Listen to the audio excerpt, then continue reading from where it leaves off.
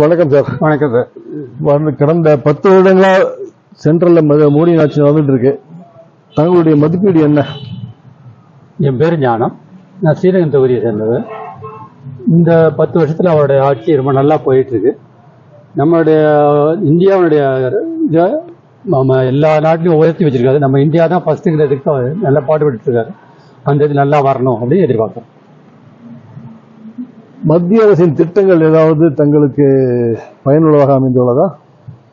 மத்திய அரசின் திட்டங்கள் எடுக்கும் முதல்ல கோவிட்லேயே நம்ம நிறையா பயனடைஞ்சிருக்கோம். எல்லாருக்குமே கோவிட்லுடைய இது எல்லாருக்கும் போய் சேர்ந்துருக்கு.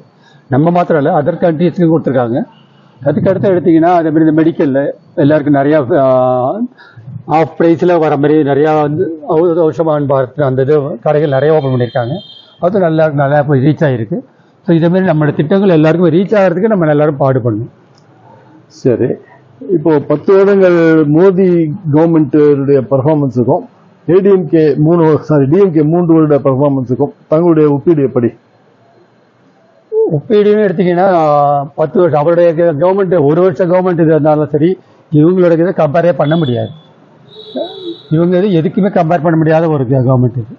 இதனுடைய இது எதுவுமே நமக்கு சாதகம் எதுவும் சொல்ல முடியாது. ஏதோ செஞ்சோன்னு சொல்லிட்டு இருக்காங்க. அது எந்த அளவுக்கு நமக்கு செஞ்சாங்க என்னங்கிறது யாருக்குமே இன்னும் ஒரு சாலிடாக தெரிய வருமா இன்னும் 5 வருஷம் கழிச்சு தெரியாது. பட் மோடியோட இதெல்லாம் திட்டங்கள்லாம் எல்லாரையும் போய் ரீச் ஆகிருக்கு, எல்லாருக்கும் நல்லாவே தெரிஞ்சிருக்கு.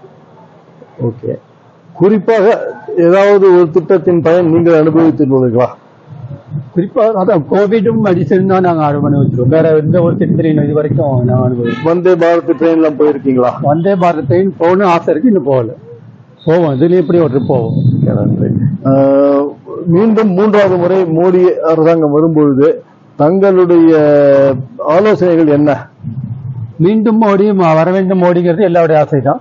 அவர் வந்துட்டு நமக்கு இன்னும் நிறைய நம்மளுடைய இன்னும் நல்லா இது பண்ணணும். அடுத்தது இந்த 370 மாதிரி நமக்கு காமன் கோட், சிவில் கோட் கொண்டு வரணும். அது எல்லாருடைய ஆசை. அதை முதல்ல அவர் நிறைவேற்றுவார்னு நாங்கள் எதிர்பார்க்கிறோம். ஓகே, மிக்க நன்றி. நன்றி, வணக்கம்.